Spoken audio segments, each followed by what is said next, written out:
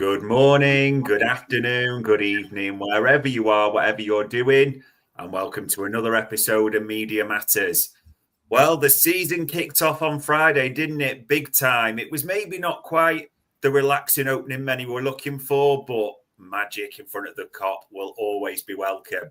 There's a million and one things to talk about from that game. There's things going on and off the field. We'll be talking transfers. And we'll even be previewing the Alexander Isak derby coming up a week today as well. I'm joined as ever by the renowned and the respected David Lynch. And I mean, David, let's just get right into this straight away. Opening games are not really supposed to be that dramatic, are they? Yeah, no, it's, kind of when you go 2-0 up, you're thinking, oh, it's going to be a nice little kind of straightforward evening and a nice way to kick off the season and maybe kind of a few calmer games this season because they've got that extra quality in, but obviously didn't prove to be the case and ended up being crazy. And I have to say, you say about it being unusual for an opening day game. I just thought the atmosphere was absolutely unbelievable. Yeah. Again, we usually get this discourse at the start of the season about, why is the Anfield atmosphere not what it usually is? Because it does start slow, because at the end of the day, the kind of games, they don't mean as much at the start. You don't know what those 3 points against Bournemouth are going to be worth in the end. But because of everything that happened in the game, and I think there's an element as well of kind of the crowd, they really want to defend this title. It's, it's not happened for a long time. And, the chance to go clear as well in terms of titles won in English clubs, everyone's in from like day one straight away. And it seems to kind of, and it also helps obviously Friday evening, people have had a few pints or whatever, end of the working week.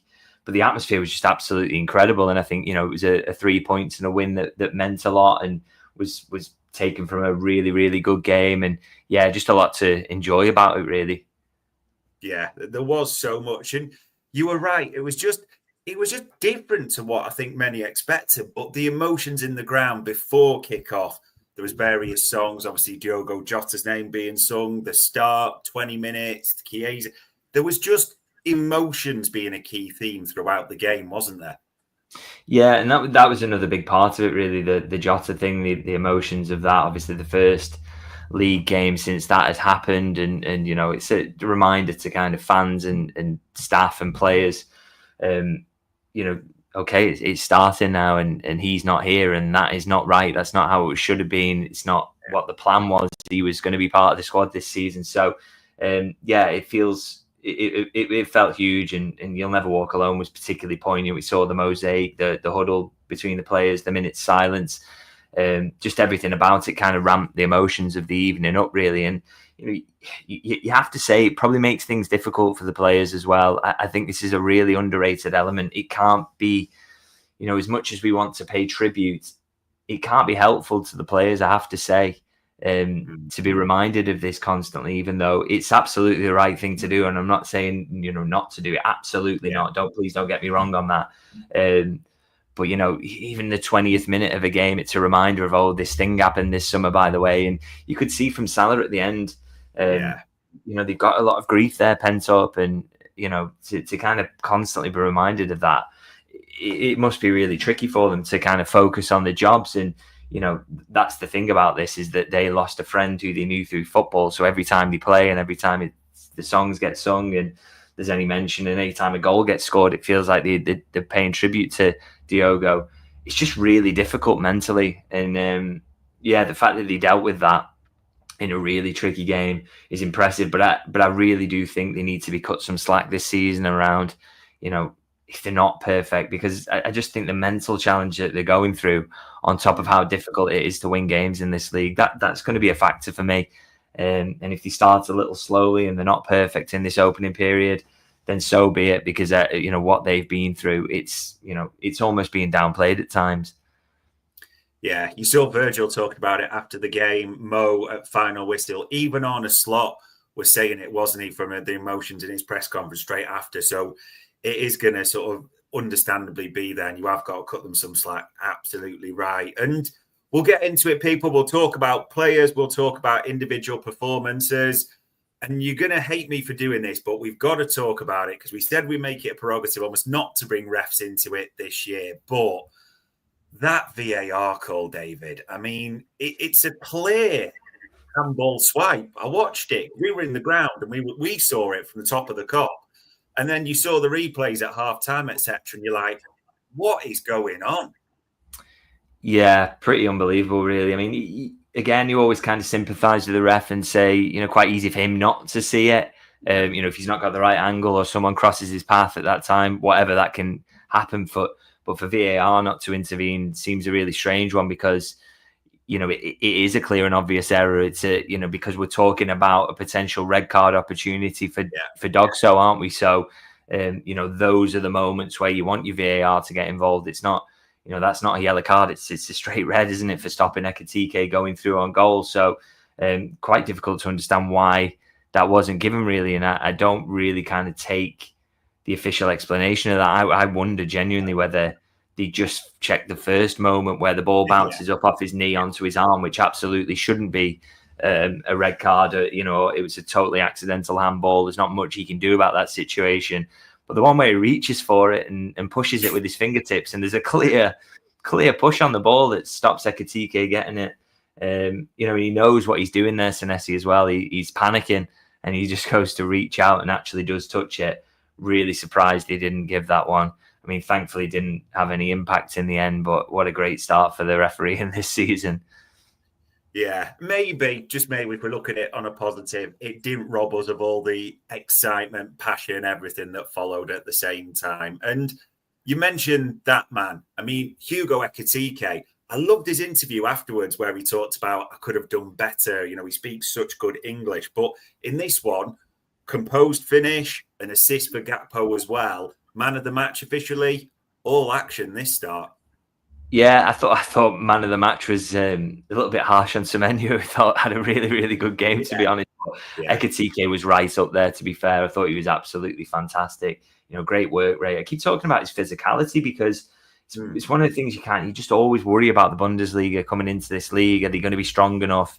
Are they going to be quick enough? Because that's the thing that sets the Premier League apart. Is it's just physically so, it's the highest level of the sport in those terms. So, but he's just so good in that aspect, which I loved. And his goal is great because it's just determination and then the pure composure in the moment that he does get the break of the ball he just settles himself and it's like just passes it in, sends the keeper the wrong way. It's so nice to see, and the determination initially is brilliant, and then gets an assist as well, which is I don't know, fairly generous assist because it's only from, he passes the ball 2 yards. But I mean, it's just good to see. It's just hold up play in the box. It's playing others in. It's being aware of what the right move is in that moment. And I guess he kind of puts a bit of info on it because he tells Gakpo, just keep going that way. You take it and keep running that way. So, yeah, a really, really good debut. And he just looks a top signing, doesn't he? And Liverpool look like they've found another gem, really. So yeah, hugely encouraged by his performance, and I just think Liverpool, they're not as good a side when he's not on the pitch at the moment. So I think that proves that he's settled in quite nicely, and he's a very important part of what they're doing. I was going to ask you that because you're right. Obviously, for the games where he's come off, things have tended to go to pieces a little bit, and I know it's not just that, but naturally with everything that's suspected, being speculated on at the moment, people will then ask if, as expected, certain things happen, does Hugo Ekitike start? But he isn't half making a case right now. Yeah, well, exactly. I mean, he just can't be, he can't be doing much more in terms of playing well. But you've just got to think, that there really are like so many games in a season and so many opportunities to play. Even if you have another option up there, I don't think he's going to spend the season sitting on the bench. There's just no chance. There's just too many minutes. You've got to manage other players' fitness as well, and there's that potential, isn't there, for playing him off the left-hand side. I think when you look at his qualities and how he plays, maybe moving into a 2 at times. And I mean, we've kind of seen that as well, because when Slot's done that kind of 2 false nines thing, you could just do that with 2 out-and-out 9s, couldn't you? We were capable of dropping in and linking the play. There's nothing to say that's not something you can do. So. And Liverpool just need that depth. They really do. There's just enough games for everyone. They had so many centre-forward options last season. They all got enough games. And if they have 2 this season, I'm sure there'll be enough games as well. And like I say, Ekitike couldn't be doing more to kind of keep himself in the team anyway. Yeah, really impressive start to the Premier League. But Mr. Opening Day just reminded everyone at the end, didn't he? 10 opening day goals to go, well, more than one clear at the top. Another, well, extending his own Premier League record. But almost the thing with Mo is when it was 2-2, we were all looking and going, oh, God, we're going to need someone individual. But he puts the cross in, doesn't he, that causes the chaos for the third goal, which is a brilliant ball. And even the finish on his right foot from the opposite side of the area we expected to, Mo Salah just came to life when needed as normal. Yeah, it's a good point actually around his involvement in the goal. It's not necessarily an assist, but it causes the panic that ends up in Bournemouth hashed clearance and then kind of lands nicely to Chiesa, and it is a brilliant ball. I think it's Jones maybe trying to get on the end of it, so nearly gets him in there, and just that moment of kind of quality you need in those really, really clutch moments. He just always provides it, doesn't he? And then manages to get his goal. Didn't think he was going to squeeze it in at all. I don't think Bournemouth thought he was going to take a shot on his right. So it's a really, really nice finish. And I mean, he's just, honestly, what more can you say about this guy now? It's ridiculous. Fourth on the Premier League all-time list now. He just is, for a fact, one of the greatest Premier League players of all time.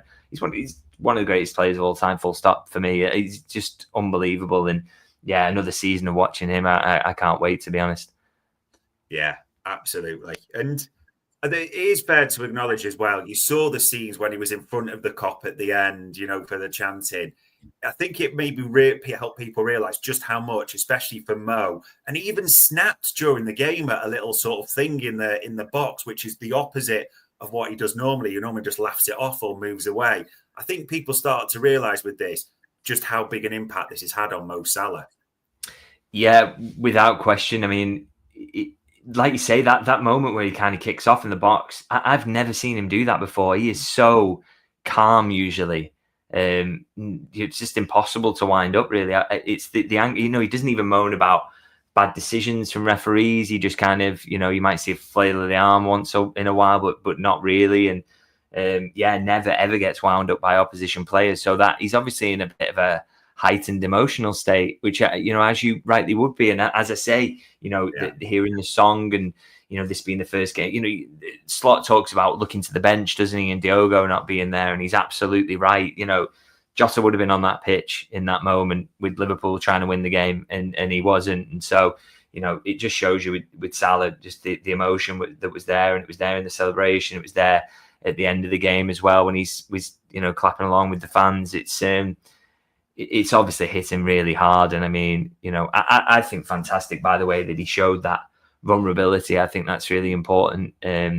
Just makes you kind of respect him even more, to be honest. And I just hope it will get easier for him over time, which is just how it tends to work with grief, isn't it? But he's clearly dealing with it at the moment. But, no shortage of ability on the football pitch, despite everything he's going through. Yeah. Definitely, and unbelievable. And we didn't expect any different than an opening day goal standard for Mo Salah. The debut of a few more, because it was brilliant from Ekitike. Frimpong and Kirkez, I'll kind of put the fullbacks together in this a little bit. Not bad, not great. Mixed, is that okay to file it under? Yeah, I mean, I think Frimpong's kind of surprised me a little bit in some of these games. I don't think he's been... to all the talk about kind of always a bit of a defense, I kind of learn every summer and forget it by the next one that you shouldn't listen to anyone talking about players who there's people on Twitter and they've got these opinions on players in other leagues and they talk like they watch every single game. And so, you hear about Frimpong being basically a defensive liability and all these things. And then he comes in and you're like, well, he's actually not, is he, at all, really? I mean, he's probably not perfect, but he's quick enough to get himself out of danger. He puts unbelievable effort into his defending, which I think is a step up from the guy who preceded him. And he wins duels, to a decent degree so far. So I think he's doing, absolutely fine. So, I didn't mind his performance at all. In fact, I just had a quick look there, 3 out of 4 ground duels won. If he keeps that up, winning 3/4 of his ground duels, I'm absolutely happy with that in terms of defensive output. And he is a real threat going forward as well. So, quite liked his performance. I thought the guy on the other side, maybe not so much, to be honest. I thought he's He's just struggled a bit, hasn't he? Which is fine, by the way. We shouldn't go too hard on him. And he's 21 years old. He's come to Liverpool, massive spotlight on him, and he's going to have weaknesses in his game at that point, and weaknesses he didn't see highlighted so much at Bournemouth, because who out of us is watching Bournemouth every week? Maybe the same people on Twitter who claim that that Frimpong can't defend it all. So it can't. There are going to be weaknesses there, and you're going to kind of see those.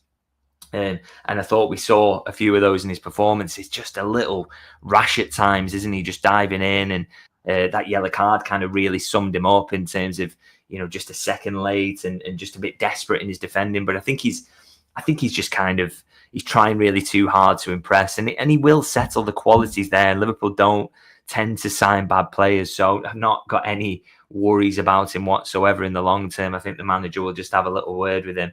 But I think it was the right decision to bring him off when he came off, because on a yellow card, and his head looked a bit chocker, didn't it? And you just got to protect him in those situations. And yeah, I think there's a case there to be made for slowly easing him in. But I do not doubt for a second he's going to be very good for Liverpool.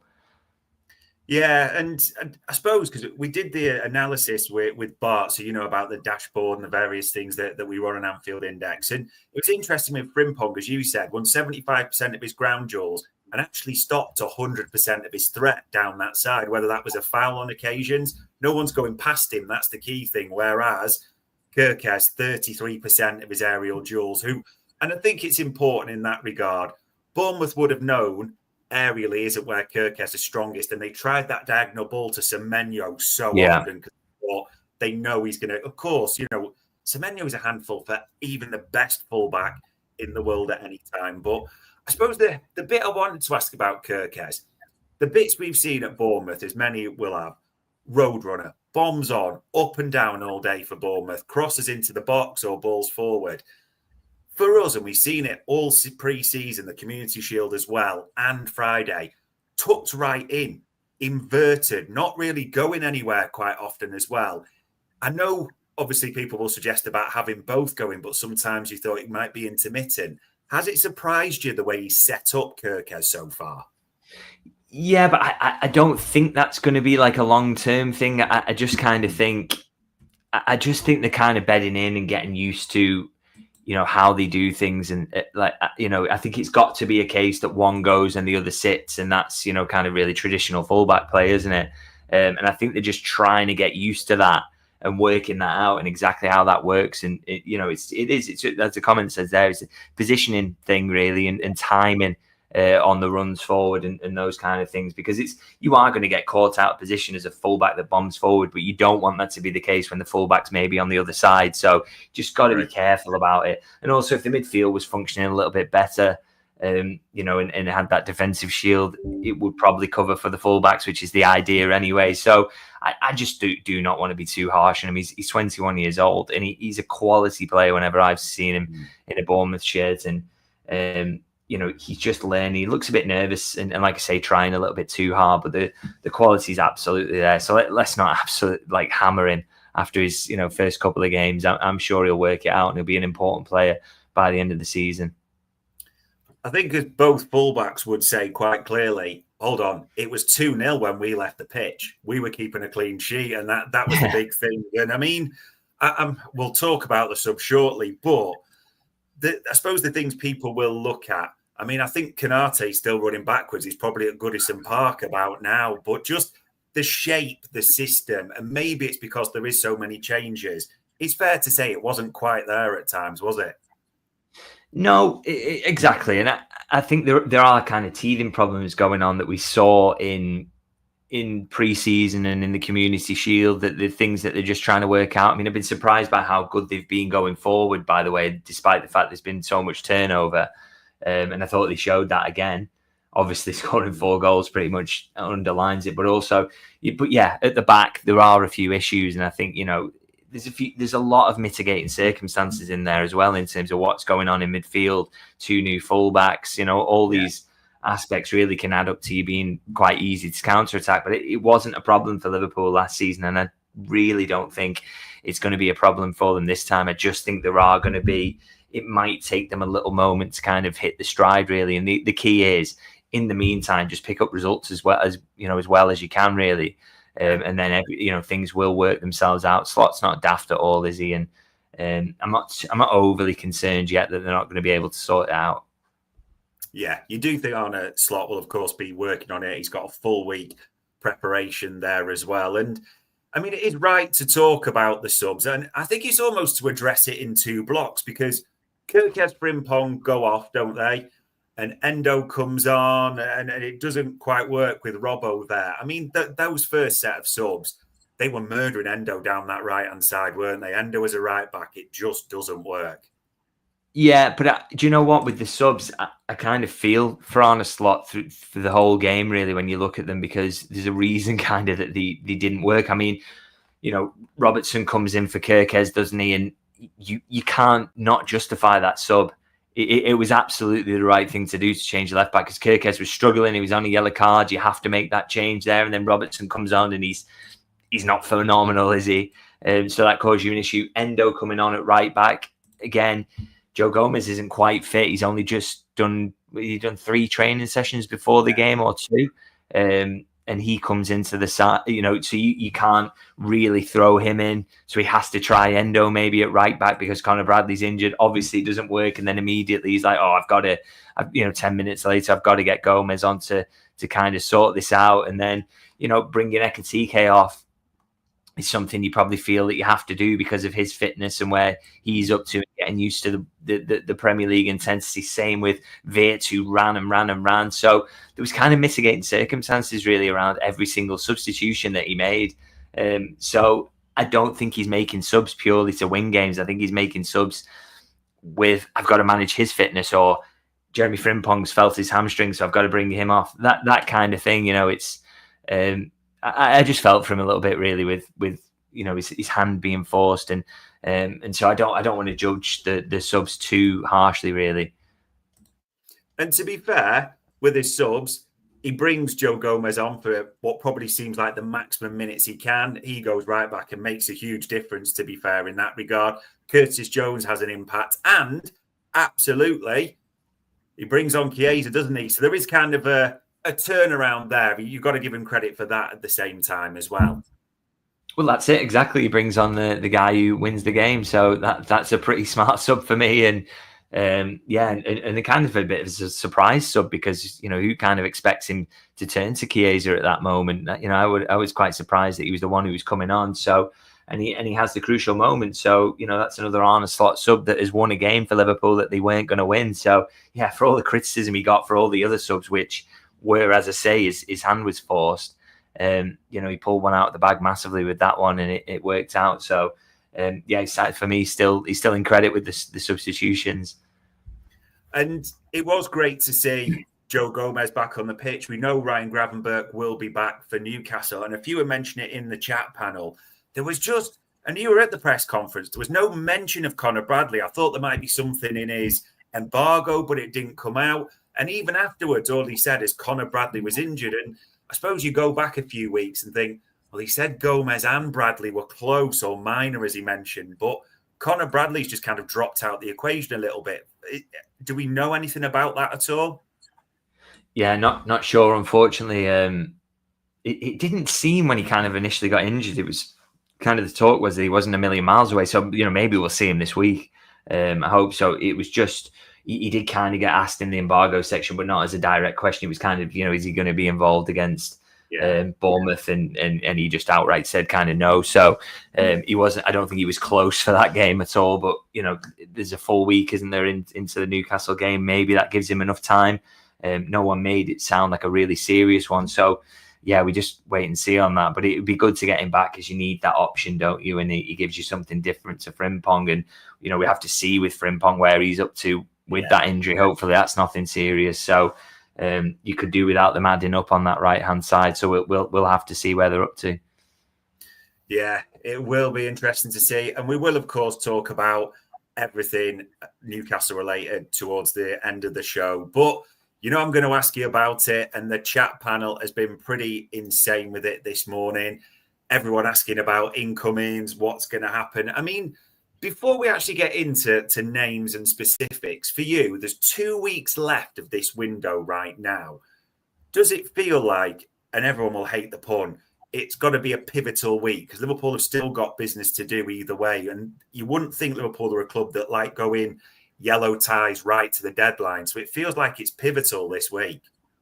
Yeah, it's got to be, hasn't it? I mean, the deadline is September 1st. So, and for a big deal like Isak, you're not going to kind of get that over the line in a couple of hours. So, things really do have to start moving. And, there's just, like I say, there's just not an awful lot of time. So we're kind of just waiting for developments on that front and, hoping really, because I think Liverpool are in a really good position. They look good. They look good in a lot of aspects. I'm pretty sure they're going to iron out the aspects where they don't look so good at the moment. But there's just that depth question mark. They've sold a lot of players, and they probably need to get a couple in at least to make the depth look, good enough to go and win a title. Because for me, it's just absolutely not there yet. So that's the challenge now. Can they do it over the next couple of weeks? I sincerely hope so, because I think it would. If they go in as they are, I'm not sure the depth is there to win the title, particularly in attacking areas. Nah, there's definitely more needed. And I mean, I was going to talk about Alexander Isak, and Eddie Howe talks about it over the weekend, saying we need clarity, we need a resolution.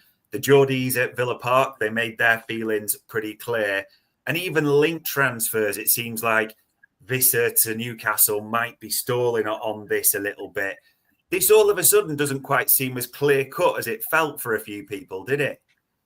Yeah, it's a bit of a concern, I would say, as well, because Liverpool seriously need. I know people are saying, well, Isak can't be held hostage because Newcastle can't get signings over the line. Well, yeah, he actually can, can't he? Because he's still got 3 years of his deal left. And at the end of the day, Newcastle aren't going to go into a season where they've got to play Anthony Gordon up front all the time, or their only central striker or traditional central striker is a Sula. It's just not going to happen. So Liverpool need Newcastle to sign some forwards, and they need to at least one, probably two, to be honest. And Wissa was one that has looked nailed on for a long time, and now you see in these reports today, I think it's just a little bit concerning, to be honest. And you can say it's Newcastle incompetence. They haven't got it sorted. And I'm inclined to agree. I think the way they are run behind the scenes at the moment is utterly shambolic. But if that, incompetence leads to them keeping hold of Alexander Isak, then that is bad news for Liverpool. So there's not a lot Liverpool can do about this. This is the thing with the market. And you can go into it saying, Liverpool need to do X, Y, and Z this summer and they must get this done. But one of the things people really underrate is the fact that you cannot control what other clubs do. And that is whether they come in for your players, as happened with Luis Diaz. It's whether they, because you could say, oh, well, we'll sell Luis Diaz and we'll get this money and we'll put it on Alexander Isak. Well, maybe Bayern wouldn't have come in and they wouldn't have put down that sort of money, and you don't have control over that. And then maybe the player rejects a move to Saudi. And then even if it does happen, maybe Newcastle literally cannot sign any forwards whatsoever. And therefore you can't sign Isak. All these things are just completely outside your control. So, there's still a little while left, and you still kind of lean on the side of, with the bridges burnt and everything else, that they will happen. But Newcastle need to sort this out. Like, they need to get someone in. So it's, I would say it's a little bit of a worry, yeah. And you're right. It's starting to. It's not a sure thing. It's not panic stations, of course, yet. Exactly as you said, there still is a little bit of time and things do need to get moving. Will there be a point where, because Liverpool, I mean, people are suggesting, it's going to be deadline day because he's not going to be able to play with fitness, etc. But Liverpool don't like to do the business on deadline day. We know that. They like to be organised, ahead of schedule, well planned. Will there be a time where you think Liverpool will just cut this and move on? Will it be the end of this week, or could it even go later? I don't get the impression that they're kind of minded to do that. I think they still feel that, the deal is there to be done. Like I say, I still lean on that side of things. I think, it's so toxic with the Newcastle fans now. It's he's on strike. He's getting fined every week now because he's not playing. And Newcastle are actively looking for solutions. So there couldn't be much bigger indicators, really, that is the direction that this is heading in. But like I say, there are aspects there that Liverpool can't control. So I feel like they're just waiting, and they're waiting to be given the green light by Newcastle, but it hasn't come yet. there's not many alternatives out there that you're being given encouragement on either. So I think they are waiting for Isak. So it's a risky strategy, but if they feel that that's the right one and they feel that they're going to get the deal over the line in the end, and then they do, then you've got to say fair enough, really. But it's nervy times at the moment, I'd say. It's interesting to see how it develops. And I suppose just one more on the attacking situation, because Slot talked about it, didn't he? And Ekatike being able to play in the middle, left as part of a two. But he did mention, he was quite direct in one of his comments to Sky Sports, talking about we do need attackers. And he said attackers, and people will take that as plural. So various chat around another winger, a multifunctional forward. Do you think there is a chance of that, or is it just eggs in the Isak basket, literally? I had another conversation yesterday that makes me I would be very surprised if they do sign another forward on top of Isak. I think that will be it, to be honest. I know there's a lot of rumours doing the rounds. None of them really concrete, to be honest. But a lot of talk of that being a possibility. And I wrote something maybe a month or so ago, kind of suggesting that they would put faith in Ngamoa, that they would use Frimpong in the front line, that Wirtz is seen as a genuine option there. And the conversation I had yesterday kind of reinforced that to me, that's the feeling. There's not necessarily an expectation they will sign a winger, so I think it will be Isak. I think the good news is that it feels like no one wants to kind of. We'll probably talk about him later. Actually, I probably don't want to go into Guehi too much. But we'll talk about it a bit more later. But that's an option there that may help things out a little bit. But yeah, I don't get the massive impression that there's, if Isak comes, that there would be anything else after that. To be honest, maybe a bit of a neck on line situation there. But genuinely, from conversations I'm having, I think that will be the lot. Will be interesting to see. Just in the forward line, there's so much work to do. But defensive-wise, where there's also work to do, there's one through the door. Giovanni Leone, I know you sort of wrote about him for a long time, said Liverpool had huge interest, which has obviously come to fruition. I mean, the size of this boy is about the same size as VVD. He's bigger than Alisson, and you're hearing from all the rhetoric as well. The club really feel like we've landed one here. This is one we've wanted, and we've really got a coup. Yeah, so I mean, they've been looking at that market for a long time, haven't they? And for various reasons, not been able to get a young centre back in, and this is the one they finally pulled the trigger on. And I find it fascinating, really, that there's so little data on him. 1,200 Serie A minutes is not an awful lot, and it's not very Liverpool to sign that. But I just think what they've seen in those 1,200 minutes, they've really liked, and I think he's got 700 Serie B minutes as well. And then, on top of that, all that physical quality that's there that you just cannot buy, really. He's fairly quick for someone of his size. You see, he covers the ground really well, but he's massive. And I think, again, talk about the Premier League and the physical challenge. I mean, if he can't do it at 6'5", the size of him, then, there's something really wrong with his heading technique. So, it looks a really exciting sign. I think it's going to be, eased in. I think it's going to, maybe League Cup will be the first time we see him, but very much looking forward to seeing him because there's big faith in him and they think they've got a good one here. So, and there are no plans to loan him out either. So it's going to be a case of, we will see him at Liverpool this season. So, let's see what he's all about. Yeah, exciting. At least one centre-half through the door. The second one, Mark Guehi still rumbles on. I mean, there's various reports Liverpool are going to, not say reopen, but continue talks with Palace. And then there was this yesterday where a calm, cool, collected, normal Mark Guehi doesn't seem to be wanting to speak to his manager at full time as well. Are we expecting developments on this, do you think, this week or so, again, with the things Liverpool have got to get done? Well, we're expecting them in the next 2 weeks, I'll say that much. Literally all I can kind of guarantee really is yes, something's going to happen in the next, 13, 14 days. So, with Guehi, I think, again, like Isak, lean on the side of positivity with this one on the basis that the ingredients are there. So Crystal Palace desperately wants to sell. They don't want to lose him on a free. Liverpool want the player quite clearly. And also the player, I saw Joyce's reporting, I can't personally stand this up, but obviously he's a fantastic reporter and this will be fact. The player wants Liverpool. So if all those three things are there, it's clearly a bit of haggling on price and what Palace are willing to accept. And that number comes down every day we get close to the deadline. So it might drag on a little bit, but it can't drag on for long, only a couple of weeks. So, I lean on the side of this one being resolved positively. And I don't know whether what happened yesterday was anything to do with that or anything like that. It could easily not. And I think we all link these things to transfers. It could be disagreement about an argument on the pitch or whatever. I lean on the side of him ending up at Liverpool. Fingers crossed on that one. And I mean, there's still talk about Konate, his contract. We all want him to renew, but it does seem that this has been going on for a long time. Liverpool have been trying. We're almost hearing about the second, third round, whatever it is, of talks, but there is really nothing either way on this at the moment, which doesn't almost, because when we're leaning on positive, maybe doesn't fill you with massive hope, shall we say, for this one? Yeah, but I reported a while ago that kind of the noise from the players' side is that he wants to stay now. That's not always enough, by the way, because it's I want to stay, but I want to be paid X amount of money. So, that's a huge factor here. And clearly there has at some point been a disagreement over exactly what that kind of looks like. As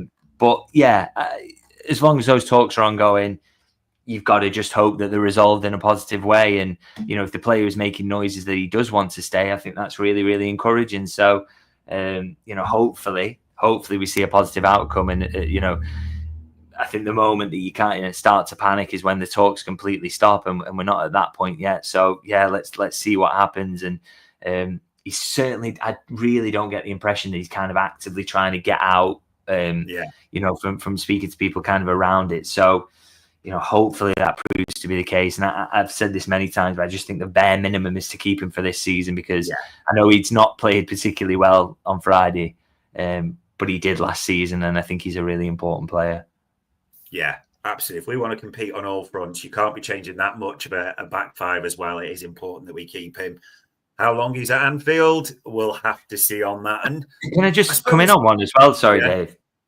So I've seen him talk in the comments there, I think from maybe a Newcastle United fan saying about that Liverpool have made a low ball bid to unsettle Isak. And I just want to say I find the online discourse about this whole situation absolutely fascinating, to be honest. It's just nonsense, a lot of it, really. I mean, the fact is, I think with the Isak thing, it's kind of, I can't understand how Liverpool are being positioned as kind of, maybe I would naturally side with them, but genuinely how they are being made out like they've kind of completely taken the Michael out of Newcastle with these bids and with this bid that they put in. And I mean, they quite clearly didn't think, and this is how transfers work, they don't think they're going to get him for 110 million, but you go in with a flat 110 million, and then Newcastle, in that process, then if they are at all willing to sell, and they're obviously clearly not at the moment, but when in a normal world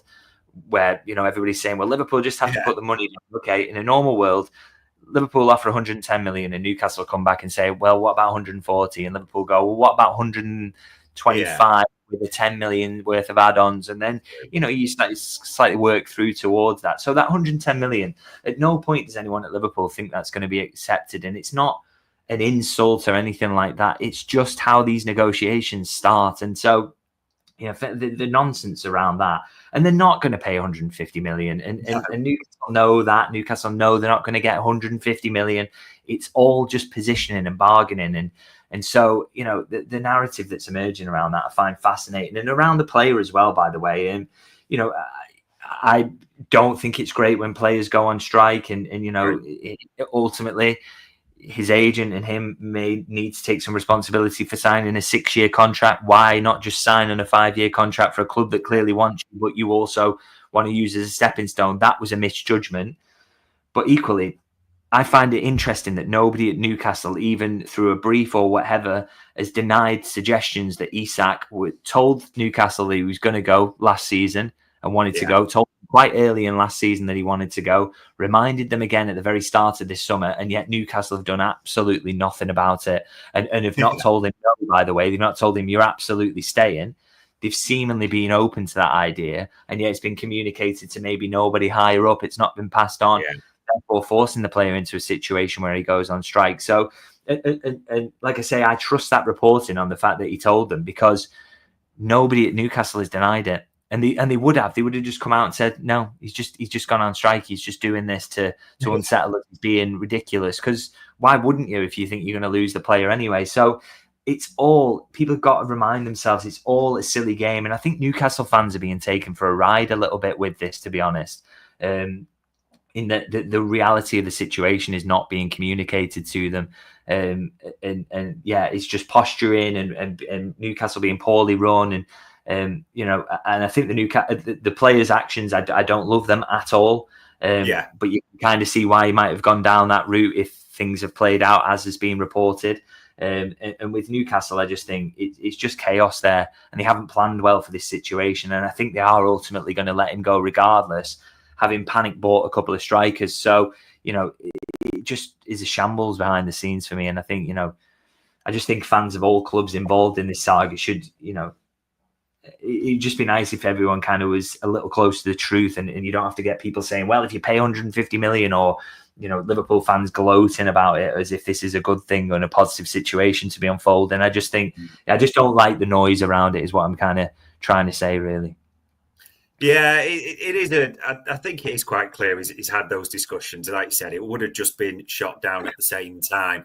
I agree with you. I never like the idea of players going on strike. It unfortunately just seems part of the reality of football, doesn't it? We saw it with Gyökeres to get his move to Arsenal. We've seen it with Visser to try and get his move to Newcastle. He did the same as well. It doesn't seem to be being a bit ignored. Yeah. You were absolutely spot on, by the way. That's the hypocrisy of us all in football. And, I include myself in that. Everybody's very, very pleased about the Johan Wissa's situation at Newcastle and that he's trying to force a move. And yet, it's just complete hypocrisy, isn't it, at the end of the day? And I just think, Newcastle just needs to kind of... I also hate, by the way, I don't like the abuse that David Ornstein's getting, and I also don't like that Liverpool fans are like, well, why don't they just sign Nicholas Jackson? Well, imagine if you had Alexander Isak and you had to replace him with Nicholas Jackson. Why should Newcastle be happy about that? But equally, they shouldn't have got themselves in a position where he's the only option willing to join them or gettable for them. So, just a complete mess. But I just think everybody on all sides should calm down a little bit and kind of just assess what the reality of this situation is. Yeah, and welcome to all the Newcastle fans in the chat panel who are making their thoughts clear on what's being discussed as well. But it shouldn't really be Liverpool fans pitted against Newcastle fans. We'll just see what unfolds for this one. And to make out incoming, you've got to do outgoings. Liverpool are always keen to balance the books. And this photo is doing the rounds on social media. It seems expected, doesn't it? Anytime now, anytime this second, we're expecting Ben Doak to Bournemouth to be announced, aren't we? Yeah, it looks that way. £25 million fee. Not sure about kind of further details, whether there's any sell-on involved or buyback or whatever. But yeah, it looks a good deal. That was kind of the amount that Liverpool had put on it prior to this summer. They had bids in January that they turned down that were around that figure. So they've done well to get that again. And I think a really smart move for him. I think he'll do really well there. And there just isn't a place for him in this Liverpool squad at the moment. So, a good sell for Liverpool, a good sell for the player, and I think a good buy for Bournemouth as well. It seems startling that I always thought of Bournemouth, we'd almost struggle to do business with them again because of Jordan Ibe, Brad Smith, the way, those sort of worked. But for Richard Hughes, and I don't know if it's a connection to the previous club, but to be bought for 600 grand, I think it was, and to get 25, and I think he's got minimal, maybe even 10 minutes or something like that in the Premier League. That is great business by a sporting director, isn't it? Yeah, absolutely. I mean, this is the value of kind of picking up those talents who are kind of UK based, isn't it? It's something Liverpool have become a lot better at recently, really. I mean, Harvey Elliott's another one who's probably going to get flipped for kind of 50 million this summer, which, wasn't the aim with Harvey Elliott. And he's played a lot of games and won a lot of trophies at Liverpool. So it's a great signing on that basis. But also then, if you can kind of get, pure profit PSR boost as well from it, then it's, just a great move all around, really, isn't it? So, yeah, this is a really, really, really smart business to get him in. And I don't think he'll look back on his time at Liverpool with regret either, because it's given him the platform to go to a decent Premier League club. And again, he's so young that, could be right back at the top again eventually soon as well. So, and if that buyback option is there, maybe even at Liverpool. So, just smart business all round, and not a bad move for the player either. Yeah, not bad at all. And maybe it's just me. There's a little bit of sadness on this one because he's a popular figure as well. Kostas Tsimikas, he's not been in the squad. The only surprising contradiction in reports was Paul Joyce mentioned after the Community Shield that Forest obviously linked and Liverpool will only sanction permanent deals. But late last night, there's this tweet there from Fabrizio Romano saying Liverpool could also be open to potential initial loan proposals, which I thought doesn't really make too much sense. If he's third behind Kirkez and Robbo alone, I don't really see what's the benefit of that. We're expecting something this week, surely more towards a permanent side. Yeah, but I guess, like I said, about you kind of can't control what other clubs do. If there's not a permanent offer there that makes sense to Liverpool, then you probably need to get him off the books anyway, because 3 left backs doesn't go, does it? And having him stick around for the season probably doesn't make sense. So maybe Liverpool will reluctantly be forced into sanctioning a loan move late in the window, but I'm sure they would prefer a permanent. We'll just have to kind of see what plays out with that one. That's not one that you can probably predict at this moment, but it's I think the one thing you can confidently say is he probably won't be at Liverpool come the end of the window. And I think probably after Friday, you mentioned him there. He didn't come on the pitch, which I thought was fascinating in a sense that a couple of years ago, Harvey Elliott used to be almost the super sub, didn't he? Break glass in case of emergency. Liverpool went 2-2. And he wasn't even really warming up, as I saw at one stage. I mean, we're all just waiting now, surely, this week, whether it's Red Bull, Spurs, whoever, someone to come in for Harvey Elliott, aren't we?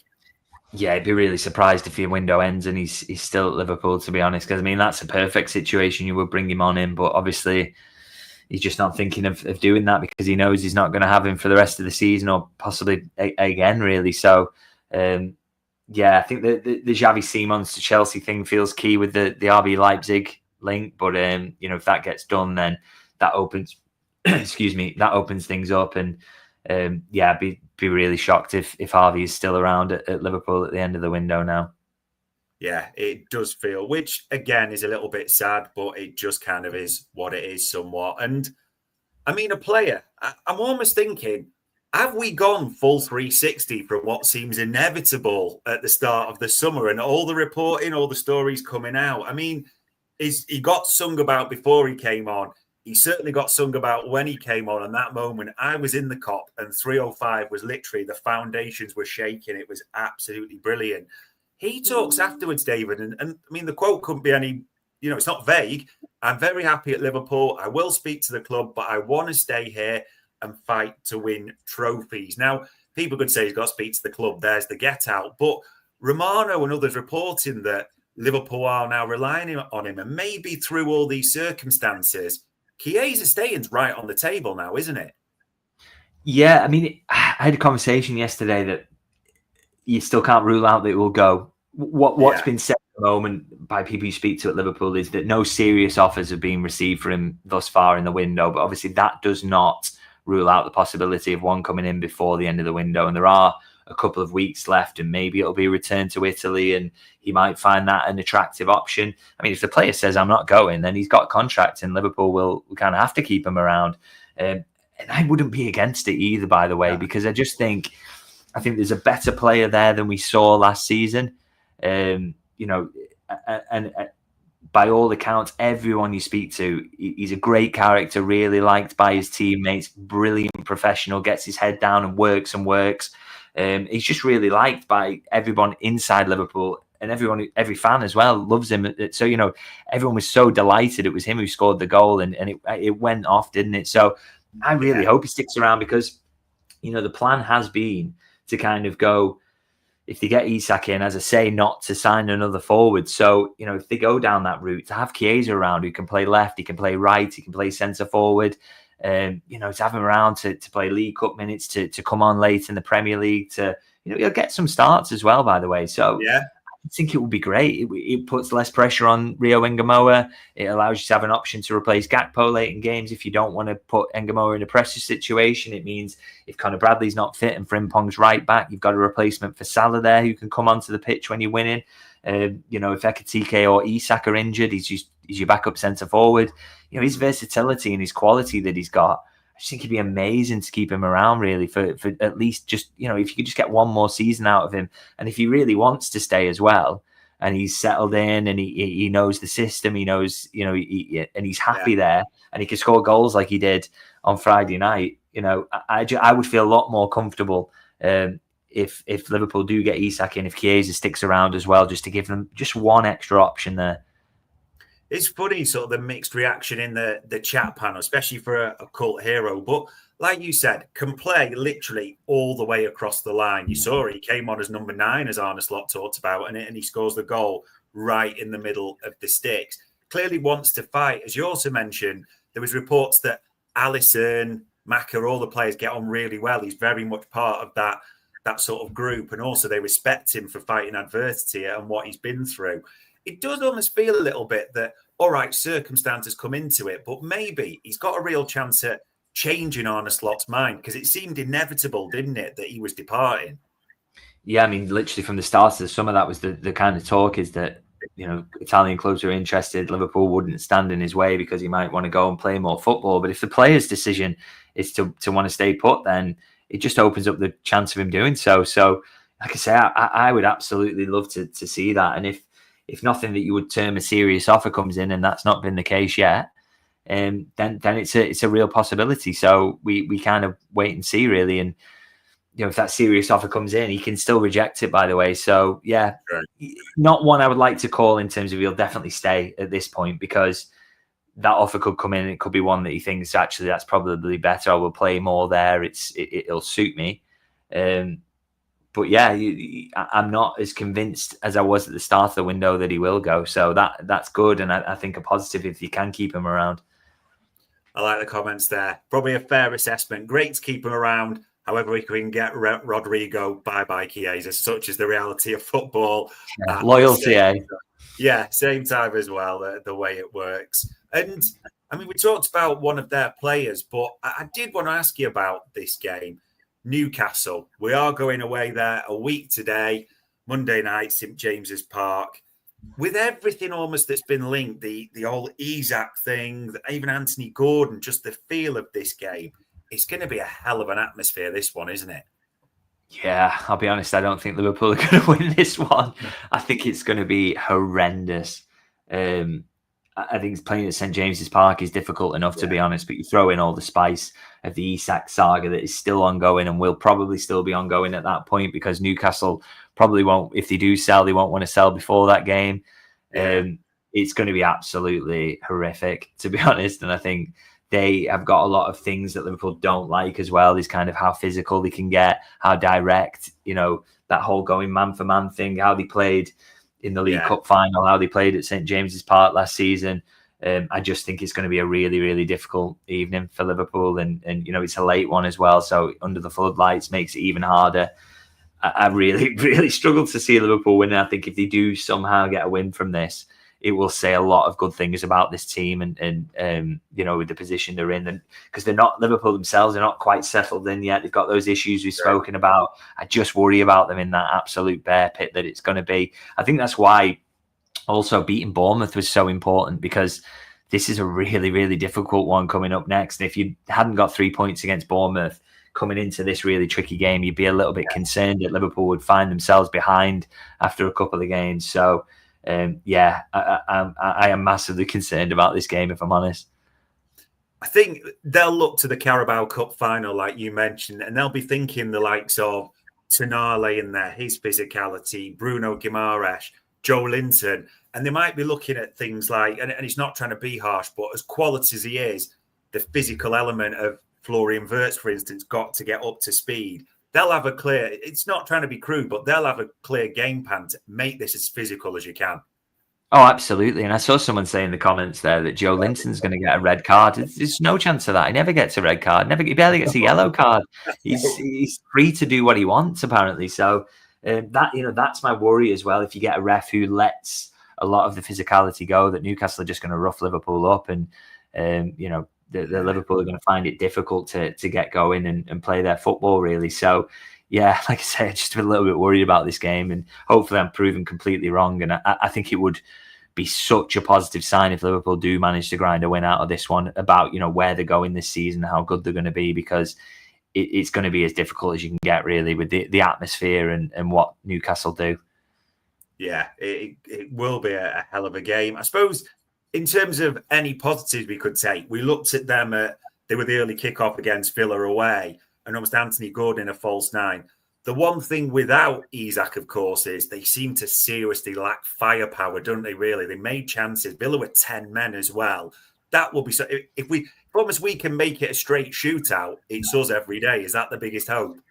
Yeah, well, it's massively handy that they're not going to have Isak playing for them. I mean, he's the difference maker for them, and he has been in the last couple of seasons, so that definitely helps. But Gordon's a very, very good player. There's a reason Liverpool wanted to sign him, isn't there? So, they've got good players in that front line. Elanga's very dangerous on the break, and again, you saw Liverpool playing Nottingham Forest away last season, that Elanga can be so dangerous. So, or at home as well. So there's quality there, and they will hit you on the counter. So, like I said, I just think it's going to be a really tough one. But I think if Liverpool can win, I'll be way, way, way more up on the chances of winning the title this season. And I'm already quite positive about that already.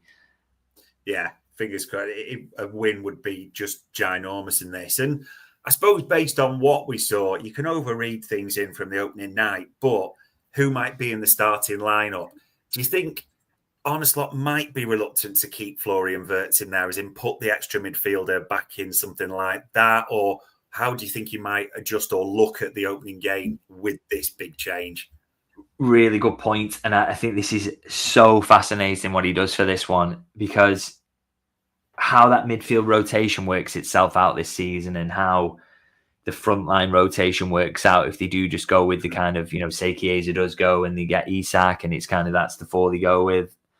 A lot's been said about this ability to, can you pop Wirtz into the front line from time to time? Now, for me, these are the perfect games to do it. You put Wirtz off the left-hand side, you put Szoboszlai in that attacking midfield role, you've got legs and stability in that middle, a really tight and compact midfield three that can make it difficult for the opposition.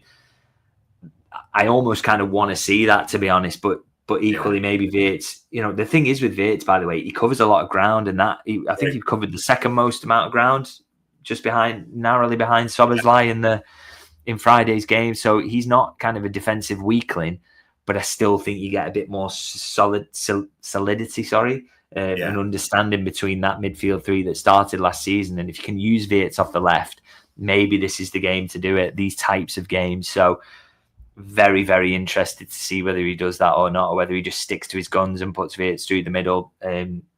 Whatever he does, if he wins, then it's a good idea. But it's, I think this is an absolutely fascinating team selection.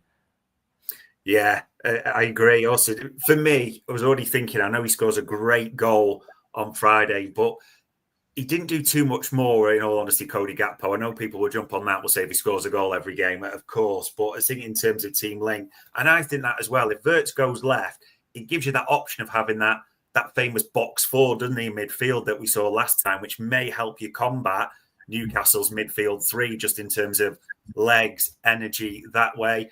Kirkhead as well, probably because Elanga is rapid. They had pace in attack, didn't they, Newcastle? There's so many almost mini battles that could unfold in this. It is going to be fascinating, isn't it? Yeah, that's it. That's another one at left back. What does he do there? Does he go with Robertson's experience now? Because Kirkhead's had a bit of a up and down game, albeit Robertson didn't come on and solve many of the problems that were going on in the back line himself. So, really, really interesting. And I think this is the thing. It's kind of like a constant learning process with Slot, but even more so now he's got this completely new look squad. How does he use it? Who does he see as options in certain positions? How does he, react to certain performances that he saw last time out? It'll be absolutely fascinating, really. And I think one thing you can guarantee in the selection is Ryan Gravenberch will start this game. Yeah. Liverpool absolutely need him back there. That physicality to start with. It is a fascinating week. People, it's a fascinating week ahead in terms of the game at St James's Park and build into that. It's a fascinating week ahead in terms of what incomings, what outgoings, because the deadline day is drawing nearer and nearer, and Liverpool are not going to want to go right till that yellow tie scenario, are they? We will have to see what happens. All it leaves me to say as ever is, for going through it all, for answering all questions and engaging with the chat panel as ever, it is appreciated, David. Thanks for having me.